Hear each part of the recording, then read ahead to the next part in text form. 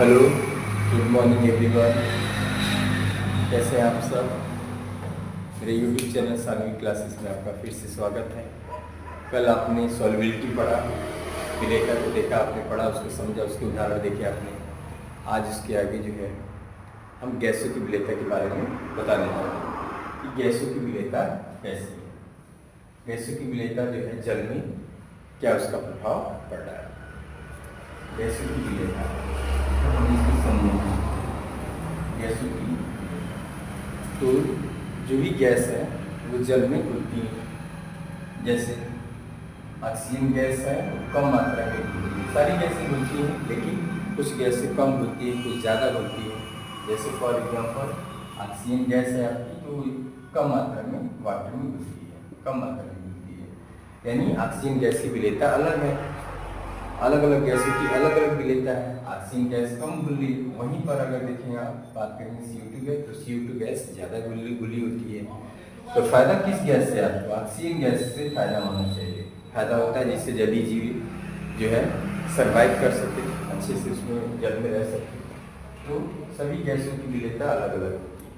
Oxygen gas की विलेयता अलग होती है, ऑक्सीजन गैस की विलेयता अलग होती है। तो ये जो विलेयता का मान आ रहा है, जो गैसों की घुलनशीलता का, ये गैस कम घुल रही है, ये गैस ज़्यादा घुल रही है, ये किस में डिपेंड करता है? तो ये आपके अवशोषण गुणांक पर डिपेंड करता है। अवशोषण गुणांक पर निर्भर कर रहा है कि अवशोषण गुणांक जो है, जिस गैस का अवशोषण गुणांक का मान जितना कम होगा वो गैस उतनी ही ज़्यादा मात्रा में घुलेगी। तो ऑक्सीजन गैस है वो कम घुल रही है जल में, CO2 गैस ज़्यादा घुल रही है। तो ये गैसों का जो है अलग अलग विलेयता अवशोषण गुणांक पर डिपेंड करता है। अवशोषण गुणांक यानी इसको इंग्लिश में बोलेंगे कोफिशिएंट एब्जॉर्प्शन कोफिशिएंट पर डिपेंड करता है।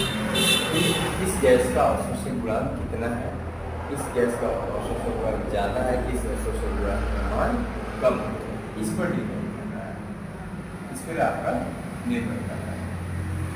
तो हम देखेंगे अवशोषण गुणांक के बारे में समझेंगे। अवशोषण गुणांक है क्या? तो अवशोषण गुणांक ये है किसी निश्चित ताप पर तथा वायुमंडल दाब पर किसी विलायक की निश्चित मात्रा के आयतन में घुली हुई गैस